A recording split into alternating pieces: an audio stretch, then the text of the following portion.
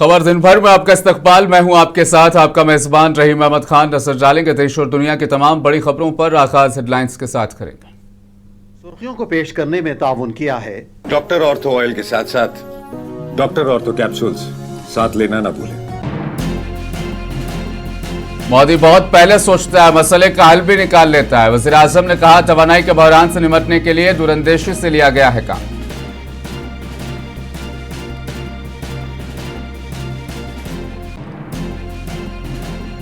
भारत की पहली hydrogen train का माहिरीन ने किया खैर मकदम। ग्रीन हाइड्रोजन की ज्यादा लागत और बुनियादी ढांचे के मसाइल भी किए उजागर।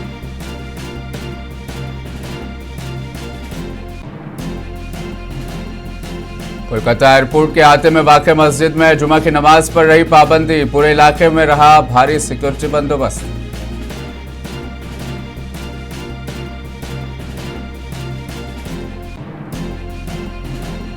सहारनपुर कलेक्ट्रेट में 70 साल पुरानी मस्जिद को खाली कराने का अदालती हुक्म। फैसले को आला अदालतों में चैलेंज करने का ऐलान।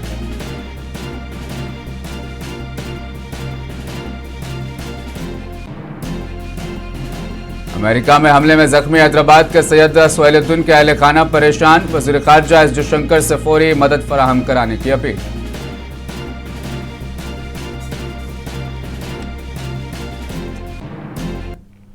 कोलकाता के नेताजी सुभाष चंद्र बोस इंटरनेशनल एयरपोर्ट के अहाते में वाक़ बकरा मस्जिद में जुमे की नमाज के लिए दाखिले पर पाबंदी आयद कर दी गई है। सिक्योरिटी वजूहात का हवाला देते हुए ऐसा किया गया। मस्जिद के तरफ भारी पुलिस नफरी तैनात की गई। मुकामी लोगों और मुस्लिम तंजीमों ने मस्जिद को लेकर तनाज़ा खड़ा करने के खिलाफ पुरअमन और खामोश एहतजाज की कॉल दी थी। जमात उलमाए हिंद के रियासती सदर सिद्दीकुल्लाह चौधरी ने इस सूरत-ए-हाल पर अफसोस का इजहार किया और इसे बंगाल के लिए यौम सयाह करार दिया। दूसरी जानिब एयरपोर्ट इंतजामिया और बीजेपी का कहना है कि ये इक़दाम सिर्फ सिक्योरिटी तकाज़ों के तहत किए जा रहे हैं और कानून की खिलाफ वर्जी की सूरत में सख्त कार्रवाई भी की जाएगी। दरअसल यहाँ मस्जिद की मुंतकली के सिलसिले में कार्रवाइयां जारी हैं। अरे जिसके साथ 10 लोग नहीं है वो 1 करोड़ का बात कैसे कर सकता है? देखिए यही सिद्दीकुल्लाह चौधरी है जिसने जब वाकफ के कानून आया था तो तब ऐसे भड़काऊ भाषण दिया था कि हमको 2 जाने गंवाना पड़े। उसने बता दिया था कि हम अभी ट्रेलर दिखा रहा है, इसके बाद कलकत्ता बंद कर दे, और मुर्शिदाबाद में दोनों जाने चला गया। वही कोशिश वो दोबारा दोहराने का वही कोशिश कर रहा है, उसको दोहराने का। लेकिन मैं उसको याद दिला दूं, सरकार चेंज हो गया है। मुख्यमंत्री का नाम शुभेंदु। उत्तर प्रदेश के सहारनपुर से खबर है। सहारनपुर कलेक्ट्रेट अहाते में वाक़ तकरीबन 70 बरस पुराने मस्जिद को खाली कराने का हुक्म दिया गया है। मस्जिद को सरकारी जमीन पर गैरकानूनी कब्जा करार दिया गया है। सिटी मजिस्ट्रेट कोर्ट ने इसे खाली कराने का हुक्म दिया। कांग्रेस रुकन पार्लियामेंट इमरान मसूद ने मस्जिद पहुंचकर सरकारी इंतजामिया के इक़दाम पर शदीद एतराज़ जाहिर किया और कहा कि मस्जिद के तमाम दस्तावेजात मौजूद हैं और इस फैसले को इलाहाबाद हाई कोर्ट और सुप्रीम कोर्ट में चैलेंज किया जाएगा। उन्होंने इल्ज़ाम लगाया कि मुल्क में मुसलमानों को निशाना बनाया जा रहा है और ज़मीन की मिल्कियत वाज़े किए बगैर हुक्म जारी किया गया है। देखिए, जौहर यूनिवर्सिटी को गिरा रहे हैं। आप बताइए कितनी यूनिवर्सिटी हिंदुस्तान के अंदर है जिनका सबका नक्शा पास है क्या? जहां जहां प्रॉब्लम है, खामी है, उन खामियों को दूर कर दीजिए। बच्चों के भविष्य के साथ अपनी अदावत के अंदर क्यों खेल रहे हैं? और जिनके साथ अदावत है उन्हें तो आपने जेल में डाल रखा है। उन बच्चों का क्या कसूर है या उस बिल्डिंग का क्या कसूर है? एक तरफ तो मुख्यमंत्री स्कूल चलो अभियान की लगातार शुरुआत कर रहे हैं, दूसरी तरफ स्कूल ढा रहे हैं। स्कूल चलो के अंदर 5000 से ज्यादा स्कूल बंद हुए उत्तर प्रदेश में भी।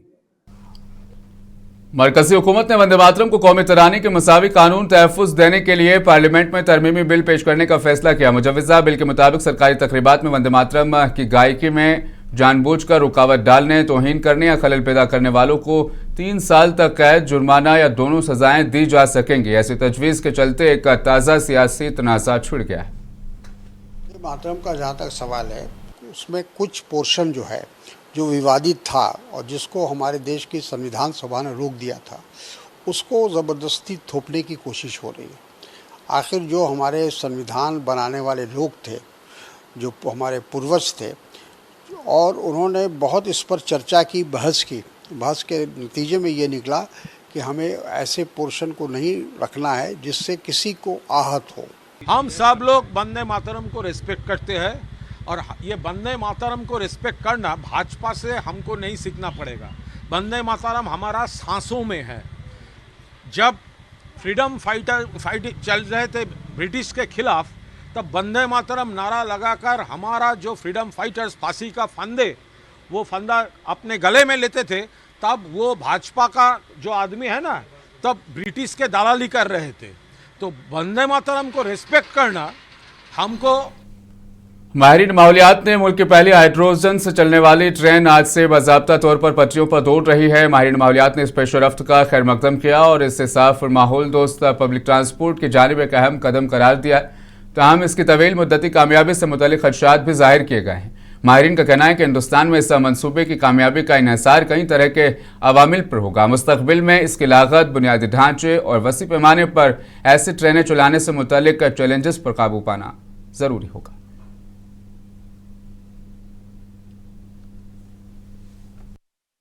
Imagine if you are able to actually implement this technology at scale, we are proving that Global South doesn't have to choose between mass transit and clean air, which is a problem not only. वज़ीर-ए-आज़म मोदी ने कहा कि Indian railway की तेजी से electrification के बायस मुल्क तवानाई के आलमी बहरान का बेहतर अंदाज में मुकाबला करने के काबिल हुआ है। उन्होंने कहा कि अगर आबनाए हुर्मुज़ की मौजूदा सूरत हाल जैसा बहरान साल 2014 से पहले पैदा होता तो इंडियन रेलवे का निज़ाम तकरीबन मुकम्मल तौर पर मफलूज हो जाता, क्योंकि उस वक्त ज़्यादातर ट्रेनें डीजल से चलती थी। आप देख रहे हैं कि पिछले कई महीनों से पश्चिम एशिया में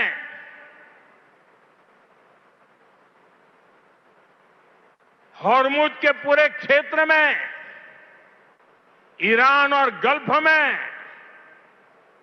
युद्ध चल रहा है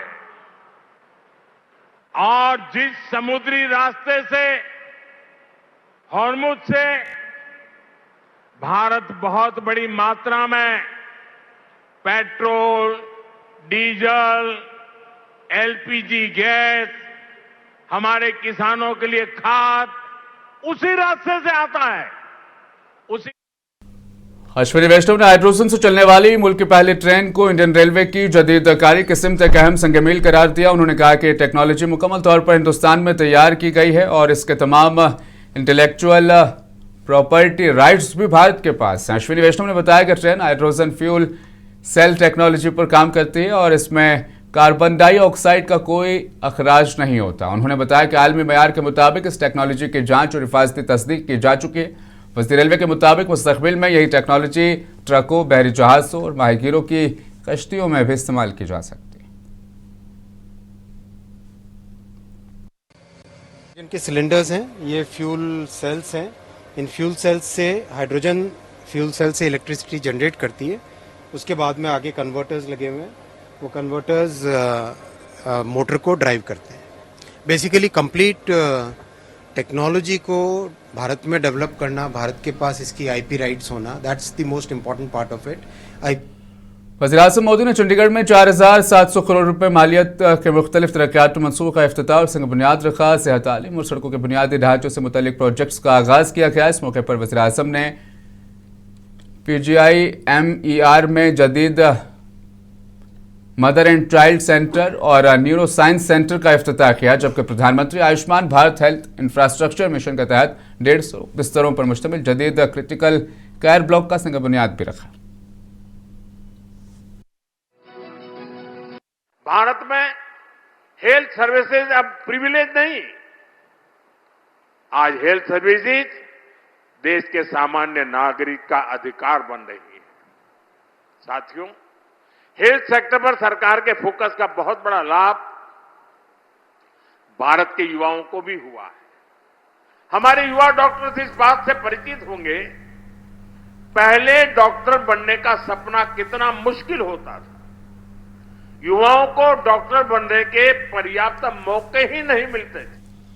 मशरिक़ वस्ता में जारी कशीदगी के दौरान अब तक 14 हिंदुस्तानी शहरी हलाक हो चुके हैं, जबकि 2 अब भी लापता हैं। वज़ारत ख़ारिजा के तर्जुमान रज़ी जायसवाल के मुताबिक मगरबी एशिया में तनाज़े के आगाज़ के बाद खलीज खित्ते में जानी नुकसान पेश आया है। तो मेरे पास नाविक के बारे में एग्जैक्टली कितने हैं वो नहीं कह सकता हूं, लेकिन मैं आपको ये बता सकता हूं कि खाड़ी युद्ध में अभी तक पश्चिम एशिया में हमारे 14 भारतीय नागरिक मारे गए हैं और 2 भारतीय नागरिक अभी भी लापता हैं। तो कुल मिला के 16 लोग हैं जिसको आप कह सकते हैं कि वो लोग अभी इसमें 14 लोग मरे हैं और 2 लोग अभी लापता हैं। अमेरिका के तहकीकाती इदारे FBI ने हिंदुस्तानी नजाद मुबैना गैंगस्टर नीतीश कौशल को रियासत से गिरफ्तार कर लिया है। FBI के मुताबिक नीतीश कौशल पर कत्ल, अगवा, मंशियात और असला स्मगलिंग, मनी लॉन्ड्रिंग और एक इंसानी स्मगलिंग जैसे संगीन जुराइम में मुलविस होने का इल्जाम है। हुक्काम का कहना है कि वो भगवानपुर या गिरोह की गैर कानूनी सरगर्मियों में भी मुलविस था। चंद रोज कबल ही FBI ने उसे अपने इंतहाई मतलूब अफराद की फहरिस्त में शामिल किया था, जबकि लॉस एंजलिस की वफाकी अदालत ने उसके खिलाफ पहले ही गिरफ्तारी का वारंट जारी कर रखा था। अमेरिका ने ईरान के खिलाफ अपनी फौजी कार्रवाइयों में मजीद तोसी कर दिया। अमेरिकी सेंट्रल कमांड के मुताबिक रात भर की कार्रवाइयों में दर्जनों अहदाफ को निशाना बनाया गया, जिसमें पुलों, पावर प्लांट और ईरान की अहम बंदरगाह चाबहार के एक हिस्से को निशाना बनाया गया। ईरान ने जवाबी कार्रवाई करते हुए बहरीन, कुवैत, कतर और ओमान में अमेरिकी रडार तंसीबात को निशाना बनाने का दावा किया है। मशरिक़े वुस्ता एक बार फिर शदीद कशीदगी की लपेट में है, जहां अमरीका और ईरान के दरमियान बढ़ती हुई महाजाराई ने आलमी सतह पर तशवीश पैदा कर दी है। अमरीका ने ईरान पर मुसलसल छठे दिन भी हमले जारी रखे। अमरीका ने जुमे के रोज ईरान के खिलाफ अपनी फजाई कार्रवाइयों को मजीद बढ़ा दिया, जिसमें पुलों, बिजली के बुनियादी ढांचे और अहम स्ट्रेटेजिक बंदरगाह चाबहार के एक टावर को निशाना बनाया गया। ईरानी जराए ने तस्दीक की है कि अमरीकी हमले में चाबहार मैरीटाइम वॉच टावर को नुकसान पहुंचा, ताहम बंदरगाह के ऑपरेशनल इंफ्रास्ट्रक्चर को महफूज करार दिया गया है। ईरानी मीडिया के मुताबिक सूबा हुर्मज़गान के साहिली शहर बंदर खमीर में वाक़े एक अहम पुल को भी निशाना बनाया गया, जिसके नतीजे में नुकसान और हलाकतों की खदशा जाहिर किया गया है। ईरान की जानिब से भी जवाबी कार्रवाइयों के दावे किए गए हैं। पास्ताराने इनकलाब का कहना है कि ओमान में 2 अमरीकी रेडार मराकिज को निशाना बनाया गया, जबकि बहरीन, कुवैत और दीगर मकामात पर अमरीकी मफादात को नुकसान पहुंचाने के दावे भी सामने आए हैं। ताहम इन दावों की आज़ाद जराए से तस्दीक नहीं हो सकी। कशीदगी के दरमियान सबसे बड़ा खदशा खित्ते के अहम बहरी रास्तों, खुसूसन आबनाए हुर्मज और बाबुल मंदब के मुतासिर होने का है। ईरान ने मुबैना तौर पर यमन की हूसी मलेशिया से कहा है कि वो बहरीरा अहमर के बाबुल मंदब को बंद करने के लिए तैयार रही। जराए के मुताबिक ईरान के हुक्काम ने हूसियों से राब्ता करते हुए हिदायत दी है कि अगर अमरीका ईरानी पावर इंफ्रास्ट्रक्चर पर हमला करता है तो बहरीरा अहमर के तेल के रास्ते बाबुल मंदब को बंद करने के लिए तैयार रही। माहिरीन के मुताबिक अगर आबनाई हुर्मज के बाद बाबुल मंदब भी बंद या महदूद हुए तो आलमी सतह पर तेल की तरसील मुतासिर हो सकती है, जिसके असरात खाम तेल की कीमतों और महंगाई पर पड़ सकते हैं। इस दौरान अमरीकी नायब सदर JD वेंस ने वाजे किया है कि अमरीका ईरान में जमीनी फौज भेजने का इरादा नहीं रखता, जबकि ईरान ने खबरदार किया है कि किसी भी जमीनी कार्रवाई का भरपूर जवाब दिया जाएगा। दूसरी जानिब हिंदुस्तान ने भी खित्ते में मौजूद अपने शहरियों और बहरी जहाजों पर काम करने वाले अफराद के लिए एहतियाती हिदायत जारी कर दी हैं। फिलहाल सफारती कोशिशों के बावजूद सूरत हाल कशीदा है और माहिरीन का कहना है कि अगर ये बहरान मजीद बढ़ा तो इसके असरात सिर्फ मशरिकी वुस्ता तक महदूद नहीं रहेंगे, बल्कि आलमी मईशत और तवानाई के निज़ाम पर भी गहरे असरात मुरतब हो सकते हैं। ब्यूरो रिपोर्ट, मुंसिफ टीवी। अमेरिकी सदर ट्रंप ने चीन पर अमेरिकी वोटर्स का डेटा चोरी करने का संगीन इल्जाम आयद किया है। ट्रंप ने दावा किया कि बीजिंग ने 22 करोड़ अमेरिकी वोटर्स का हसास डेटा चोरी किया, जिसमें उनके नाम, पते के अलावा वोटर्स की सियासी तरजीहात और दीगर कई अहम मालूमात शामिल हैं। अमेरिकी सदर डोनाल्ड ट्रंप ने कौम से अपने खिताब में चीन पर संगीन इल्जामात आयद करते हुए दावा किया कि चीन ने 220 मिलियन अमेरिकी वोटर्स का हसास डेटा हासिल कर लिया है। उन्होंने इसे तारीख की सबसे बड़ी डेटा चोरी करार देते हुए कहा कि इस नौयत की साइबर दरअंदाजी अमेरिकी इंतखाबात की सिक्योरिटी के लिए एक संगीन खतरा है। इनके मुताबिक हसास डेटा की चोरी से न सिर्फ इंतखाबी निज़ाम की शफाफियत मुतासिर हो सकती है, बल्कि अमेरिका की कौमी सलामती को भी संगीन खतरात लाहक हो सकते हैं। First, they show that over a period of years, starting during the 2020 election cycle, the People's Republic of China carried out what is believed to be the largest compromise of election data in history, resulting in China's illicit acquisition of 220 million U.S. voter files. That information includes names, addresses, phone numbers, political party preferences, and other sensitive data that would be needed to register to vote and engage in other nefarious activities, which is exactly what was happening. Trump ने इल्जाम लगाया कि बाज ओहदेदारों और नाम Nehad deep state ने इस मामले को छुपाने की कोशिश की। सदर ट्रंप ने महकमे इंसाफ, FBI और CIA को हिदायत दी है कि इस मामले में मुलविस अफराद की तहकीकात की जाएं और जरूरत पड़ने पर फौजदारी मुकदमात भी कायम किए जाएं। ट्रंप ने यह दावा भी किया कि चीनी हुकूमत ने अमेरिकी सहाफियों पर असरअंदाज होने और सदर के खिलाफ मनफी रिपोर्टिंग की हौसला अफजाई की कोशिश की। उन्होंने ये भी कहा कि चीन, रूस, ईरान और शुमाली कोरिया अमेरिकी इंतखाबी निज़ाम को निशाना बनाने की सलाहियत रखते हैं। उन्होंने अवाम से अपील की कि वो अपने मुंतखब नुमाइंदों से राब्ता करें और सेव अमेरिका एक्ट की फौरी मंजूरी का मुतालबा करें। अगरचे ट्रंप ने अपने खिताब में ये संगीन इल्जामात आयद किए, ताहम इन दावों के हक में वो अवामी सतह पर कोई नए शवाहिद पेश नहीं कर सके, जबकि चीन इससे कबल भी अमेरिकी इंतखाबात में मुदाखलत के इल्जामात को मुस्तरद करता रहा है। ब्यूरो रिपोर्ट, मुंसिफ टीवी। अमेरिका की रियासत यूटा के एक शॉपिंग मॉल में हैदराबाद के रहने वाले सैयद सोहेलुद्दीन को मजहबी नफरत का निशाना बनाया गया। उन पर मुतअद्दिद मरतबा चाकू से वार किया गया।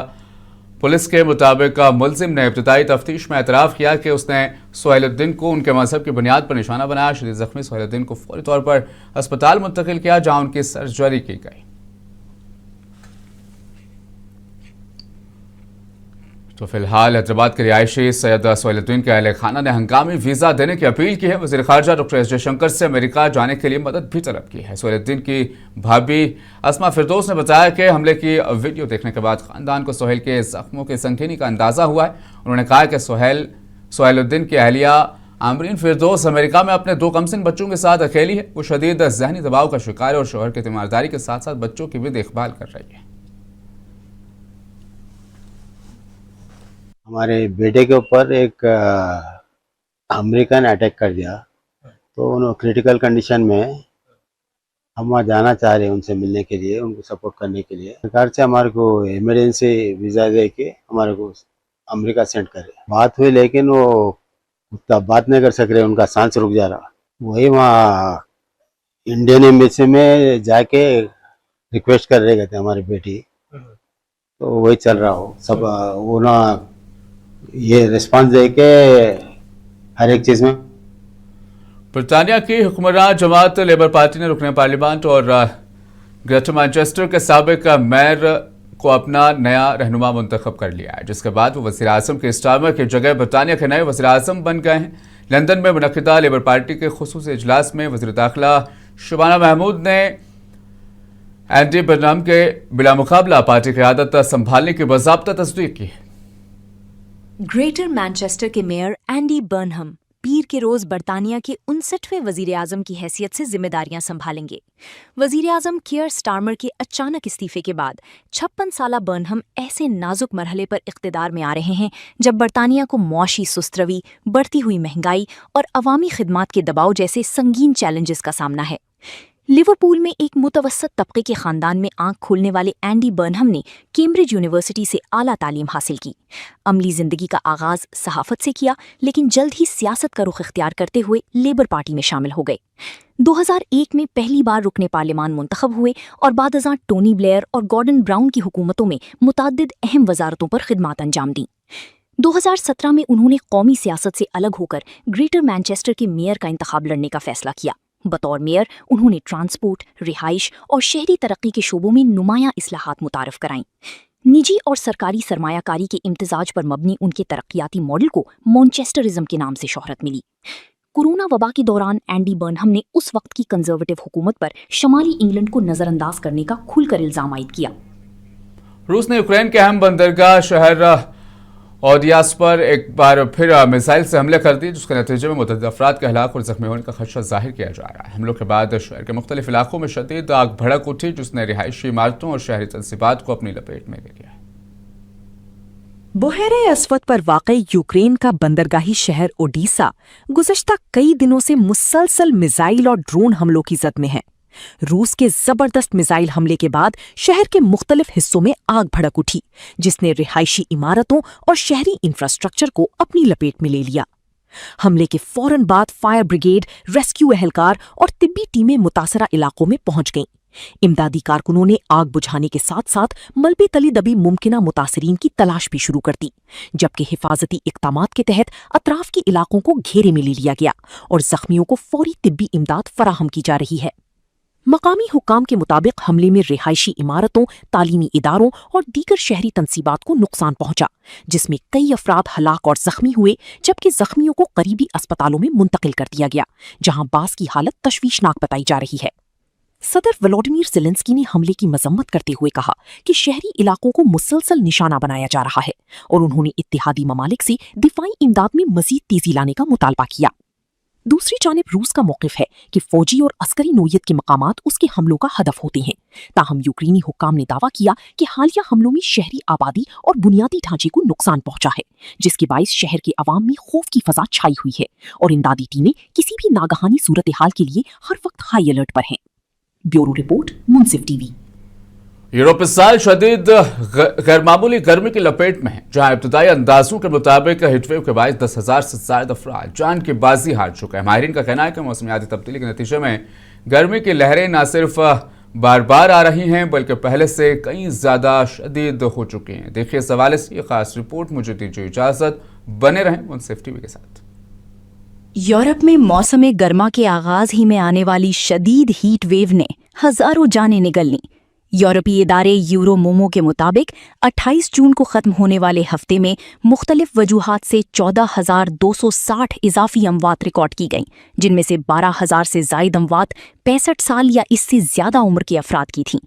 माहिरीन का कहना है कि एक ही हफ्ते में अमवात में इस कदर इजाफा गैर मामूली है और इसकी बड़ी वजह शदीद गर्मी की लहर है। जर्मनी में जुलाई के आगाज तक 6,830 अमवात की वजह शदीद गर्मी को बताया गया, जबकि बरतानिया में मई और जून के दौरान इंग्लैंड और वेल्स में 2,700 अफराद हीट वेव के बाइस जान से गए। फ्रांस में शदीद गर्मी के दौरान कम अज कम 2,000 इजाफी अमवात रिपोर्ट हुई।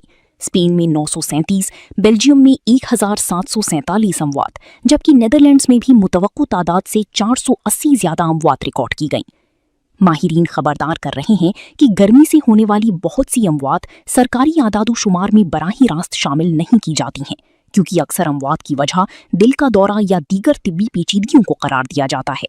हालांकि इनके पीछे शदीद गर्मी भी अहम किरदार अदा करती है। माहिरीन के मुताबिक अगर मौसमियाती तब्दीली की रफ्तार को ना रोका गया तो मुस्तकबिल में यूरोप समेत दुनिया के मुख्तलिफ खित्तों में ऐसी मोहलिक गर्मी की लहरें मजीद आम हो सकती हैं, जिससे इंसानी जानों और सेहत को संगीन खतरात लाहक रहेंगे। ब्यूरो रिपोर्ट, मुंसिफ टीवी।